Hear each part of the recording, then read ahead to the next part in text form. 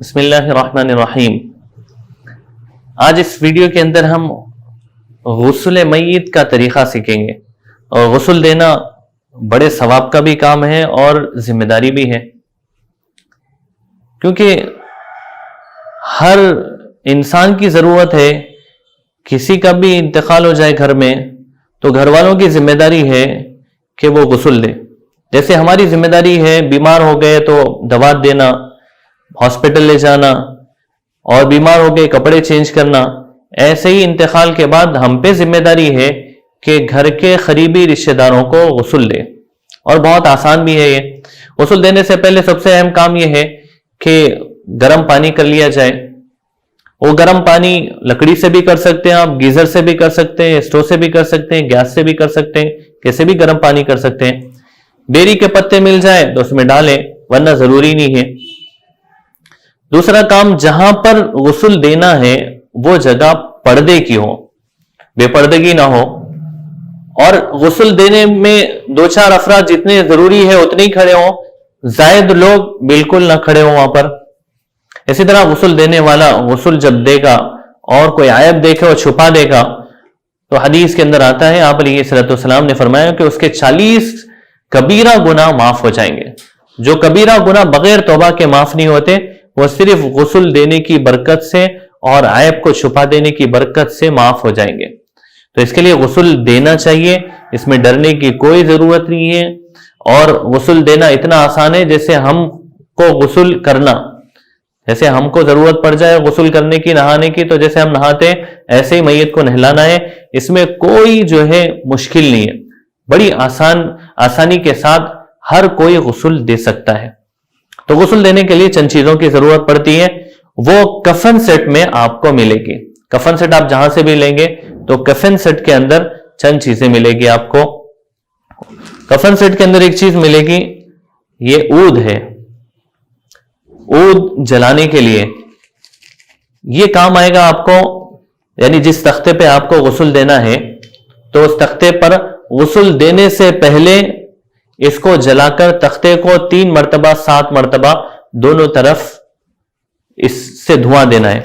और कफन पहनाने से पहले भी कफन को इसका धुआं देना है। आपको ये कफन सेट में मिलेगा। इसी तरह कफन सेट में आपको एक साबुन मिलेगा नहलाने के लिए। कफन सेट में आपको अतर मिलेगा, ये नहलाने के बाद इसको लगाना है। इस तरह कफन सेट में आपको ये हैंड ग्लव्स मिलेंगे, नहलाते वक्त इस्तिंजा कराने के लिए काम आएंगे।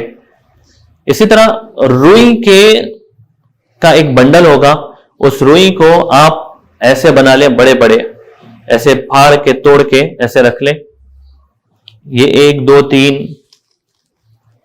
और इसी तरह ऐसे लंबे लंबे फाये बना लें, ये मुंह साफ करने के लिए, नाक साफ करने के लिए।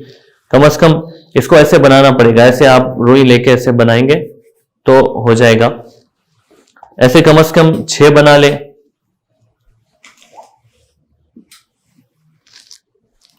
और इसी तरह कफन सेट के अंदर आपको एक काफूर की पैकेट मिलेगी, काफूर मिलेगा जो नहलाते वक्त काम आएगा और नहलाने के बाद लगाने के लिए काम आएगा।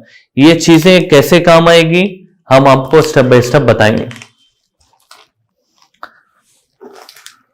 अब सबसे पहले करना क्या है, गुस्ल देने के लिए सबसे पहला काम यह है कि इसके ऊपर एक कपड़ा बिछाएंगे हम। साफ कपड़ा लो, इसके नीचे का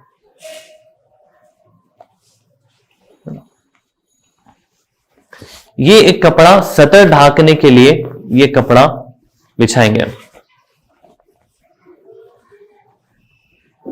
मर्द का जो सतर होता है, नाफ से लेके घुटनों के नीचे तक मर्द का सतर है, ये कपड़ा पहले डाल देंगे। पहले तो जिस तख्ते पे गुस्ल देना है उस तख्ते को धुआं देंगे, ऊद का, लोबान का, बखूर का, और उसके बाद मैयत को लाके उस तख्ते पे रखेंगे, जैसे यहां पर रख दी गई आपको समझाने के लिए। और रखने के बाद इसको एक कपड़ा उड़ा देंगे जो कफन सेट में आपको मिलेगा, अलग से खरीदने की जरूरत नहीं है।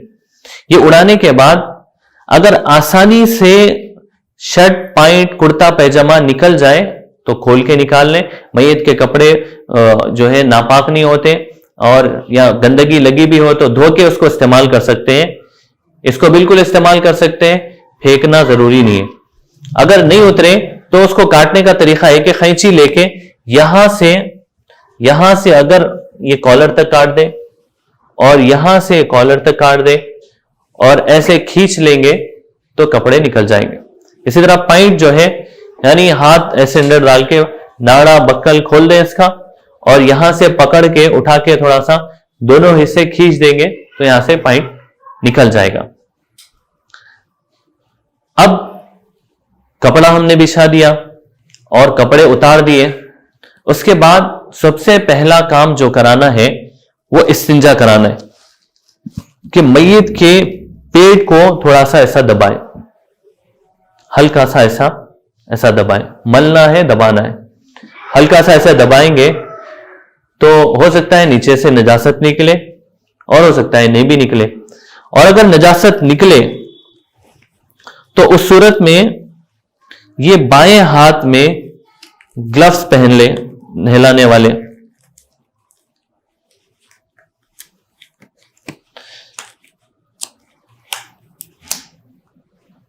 साबुन लगा के अगर पहनेंगे जल्दी पहन सकते हैं इसको, कच्ची हालत में साबुन लगा के पहनेंगे तो जल्दी से चढ़ जाएगा। ये लेफ्ट हैंड में ग्लव्स पहनकर ये जो कॉटन हमने फाड़े हैं 3, इस कॉटन को कच्चा करके, इसको पानी में कच्चा करके एक पैर ऐसे उठाकर कपड़े के अंदर से जहां से पेशाब पखाना निकला है उस हिस्से को पोंछ दे। एक मर्तबा पोंछे, फिर कच्चा करे, पानी डाल के फिर पोंछे, फिर पोंछे, 3 मर्तबा भी पोंछ सकते हैं, और इससे ज्यादा भी तसल्ली जब तक ना हो जब तक आप इसको पोंछ सकते हैं। तो ये पहला काम है इस्तिंजा कराने का। इसके बाद हम जो है वजू कराएंगे।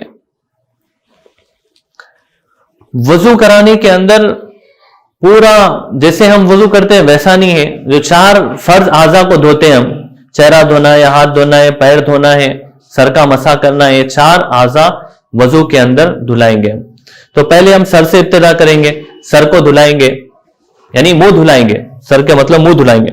मुंह धुलाने के लिए आपको इसकी जरूरत पड़ेगी, मुंह पे थोड़ा सा पानी डालें, और पानी डालने से पहले इसको कच्चा करके मुंह जितना खुल सकता है उतना खोल के ऐसे जो है मुंह, बहुत ज्यादा हम जैसा खोलते हैं मुंह ऐसा नहीं खुल सकता, मैयत का मुंह थोड़ा सा खुलेगा, जितना खुलेगा दांत वगैरह इससे साफ कर दे। 3 से मुंह साफ करें, ये 3 से 6 से नाक साफ कर दे। नाक साफ करने का तरीका है कि ऐसे गोल फिराए, नाक में रख के ऐसे गोल फिराएंगे कच्चा करके तो नाक साफ हो जाएगी। इसके बाद जब ये साफ हो जाए तो इसके बाद ये चेहरे के ऊपर ऐसा हाथ रख के पानी डालें, पानी डाल के पूरा चेहरा धुला दे, यानी नाक में और मुंह में पानी अंदर नहीं जाने के लिए ये नाक और मुंह पे हाथ रखना है। हाथ रख के पानी डाल देंगे, मुंह धुल जाएगा। तो वजू के अंदर सबसे पहला काम मुंह धोना है, मुंह धुलाना है। मुंह धुला देंगे, इसके बाद दोनों हाथ धुला देंगे, पहले सीधा हाथ, उसके बाद बायां हाथ धुला देंगे, फिर उसके बाद हाथ कच्चा करके सर का मसा कर देंगे, और चौथे दोनों पैर धुला देंगे। दोनों पैर, पहले सीधा पैर, उसके बाद बायां पैर। तो ये वजू हो जाएगा। तो दूसरा स्टेप था, पहला स्टेप था इस्तिंजा कराना, यानी पेट दबा के, यानी नजासत निकली है तो धुला देना। दूसरा काम था वजू कराना। 2 काम हो गए। उसके बाद तीसरा काम है गुस्ल मैयत के अंदर सर धुलाना। साबुन जो हमारा है, साबुन लेंगे, साबुन लेके सर के बालों को पानी डाल के कच्चा करेंगे और साबुन लगा के अच्छी तरीके से सर धुला देंगे। इसी तरह मुंह भी धुला देंगे। तो सर धुला देंगे, मुंह धुला देंगे, ये 3rd काम हो गया। इसके बाद हम मैयत को बाईं करवट करेंगे। अच्छा, बाईं करवट ये मैयत का सीधा हिस्सा है, सीधा हाथ है। तो हम इसको करने से पहले थोड़ा कपड़े को उधर खींचेंगे ताकि सदर नजर नहीं आए। तो कपड़े को उधर खींच के मैयत को थोड़ा सा हल्का सा ऐसे बाईं करवट करेंगे। बाईं करवट करके उधर से आकर पानी लेकर बगैर देखे हुए इसके अंदर से पानी मारेंगे। 2 दोनों पैर में से एक पैर उठाकर भी वहां से भी पानी मारेंगे। इतना पानी 3 मरतबा यहां से वहां तक मारेंगे कि यहां से लेके पूरा नीचे तक पानी पहुंच जाए, और 1 मरतबा साबुन लगा के भी पानी मार देंगे। बेहतर तरीका है कि पहली मरतबा पानी मारे सर से लेके पैर तक, साबुन लगा दे, दूसरी मरतबा पानी मारे, तीसरी मरतबा पानी मारे। 3 मरतबा सीधा हिस्सा, राइट साइड का पूरा हिस्सा हमने धो लिया। उसके बाद के स्टेप पे आपको थोड़ा सा कपड़ा इधर करके ये मय्यत को बैठाओ, सीधी करवट पे लेना है। सीधी करवट पे लेकर ये कपड़ा ऐसा उठा के पहला पूरा हिस्सा यहां से लेके वहां तक पानी मारे, साबुन लगा दे, दूसरी मरतबा पानी मारे, तीसरी मरतबा पानी मारे, 3 मरतबा ये लेफ्ट साइड का हिस्सा धो दिया हमने।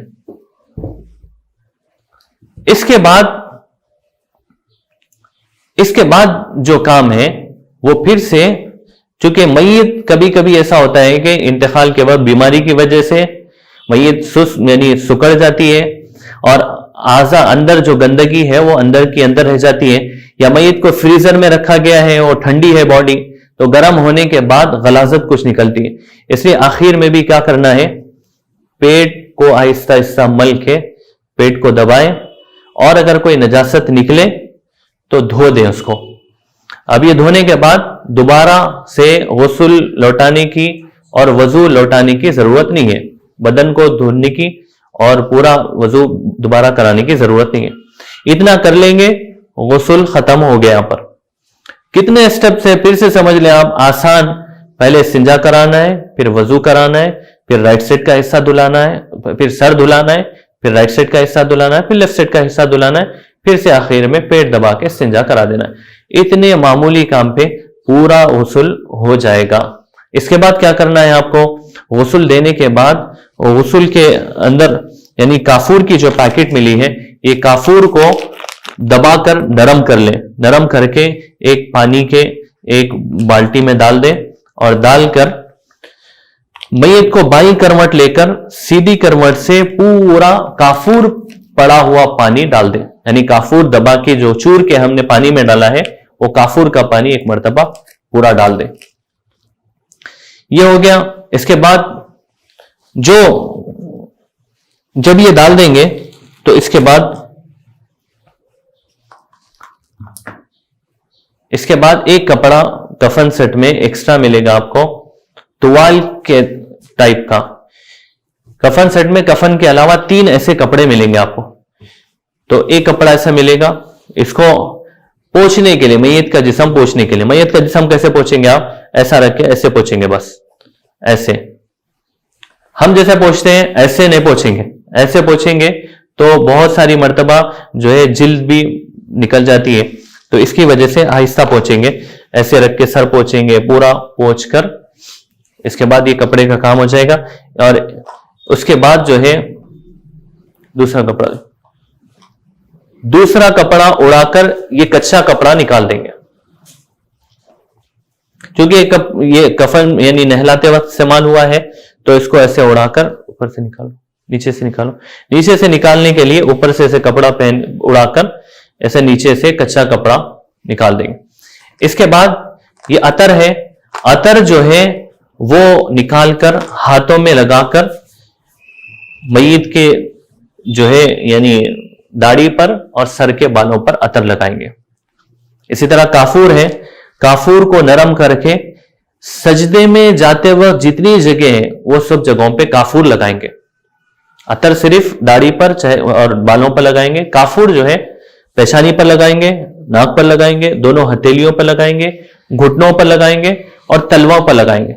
सजदे में जाते वक्त जितनी चीजें जमीन से टिकती हैं वो सब चीजों पे काफूर लगाएंगे, सूखा काफूर। इतना कर देंगे तो गुस्ल मुकम्मल हो गया। अब इसके अंदर जो जायद चीजें हैं वो नहीं करने की है, यानी सुरमा लगाना या फिर यानी कफन पे अतर लगाना या सीने पे ला इलाहा इल्लल्लाह लिखना या पेशानी पे ला इलाहा इल्लल्लाह लिखना, ये सारी चीजें जो है यानी नी है वो जायद लोगों ने बना ली है। तो गुस्ल का ये मुकम्मल तरीका आसान, ये आप इसको रिपीट बार बार इस वीडियो को देखेंगे तो आपको ये तरीका समझ में आ जाएगा। और ये नियत करके देखें कि ये देखकर हमें गुस्ल देना है। एक मरतबा आप देंगे, ये सारी चीजें आपको याद हो जाएगी। और हम भी दुआ करते हैं अल्लाह रब्बुल इज्जत से कि अल्लाह पाक इसको देखने के बाद हम सबको इस अमल को करने की तौफीक अता फरमाए। कहीं भी जरूरत हो तो हम आगे बढ़े और गुस्ल दें, सवाब का भी काम है, अजर का भी काम है और हक भी है। अल्लाह पाक तौफीक अमल नसीब फरमाए। वमा अलैना इल्लल बलाग।